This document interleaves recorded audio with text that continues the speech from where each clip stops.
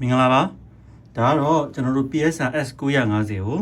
Fan 1 version 1.03 ကနေနောက်ဆုံးပေါ်တဲ့ version ကိုမြင့်ပေးမှာဖြစ်ပါတယ်အဲ့အတွက်ကြောင့်မို့လို့ Fan 1ကိုလာစစ်တာဖြစ်ပါတယ်ဘယ်လိုဆက်ရလဲဆိုတော့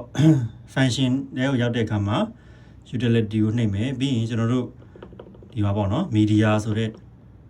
ဒီ media ဘေးက owner ဆိုတဲ့အကွက်ကလေးကိုသွားမှာပေါ့နော်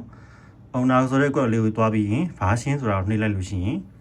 သူ့ရဲ့ version ကိုမြင်ရမှာပေါ့နော်အဲ့တော့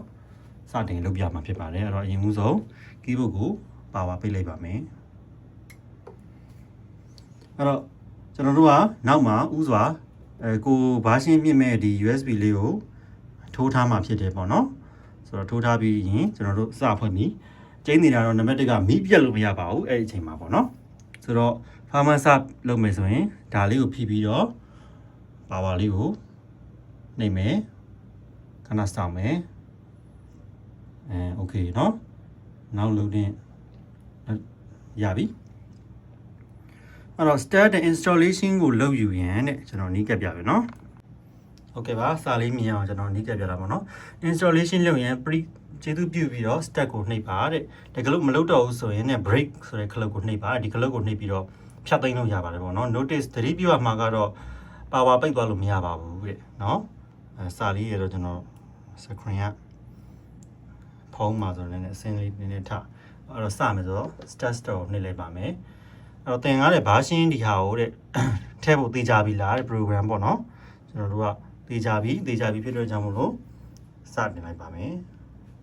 step 1 to install လုပ်နေပါတယ်ခဏစောင့်ပြီးပါမယ်เนาะ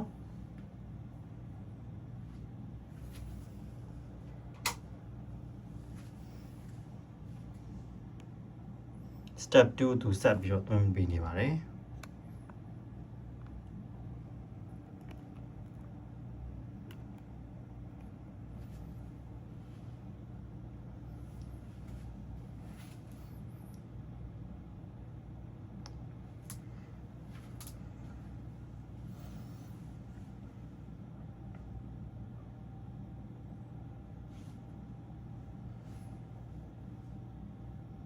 step 3 ကိုရောက်ပါပြီ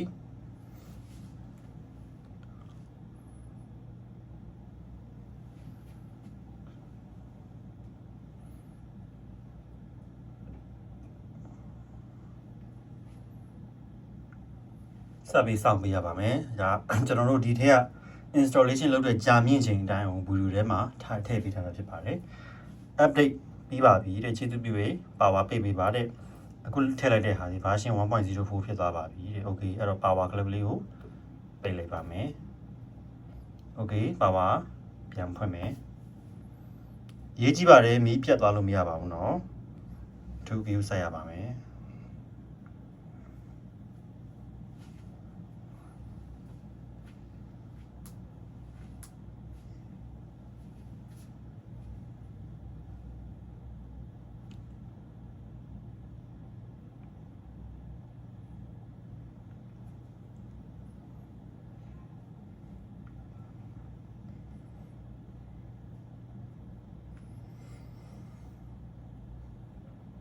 ဒီ version မှာကျတော့သူငကိုအဟောင်းမှာသူပြင်ဆင်လို့ရတဲ့အပိုင်းလေးတွေသူပြင်ဆင်ပြီးတော့ပြန်ထည့်ပေးတာပေါ့เนาะကျွန်တော်တို့က version ပြောင်းမပြောင်းအောင်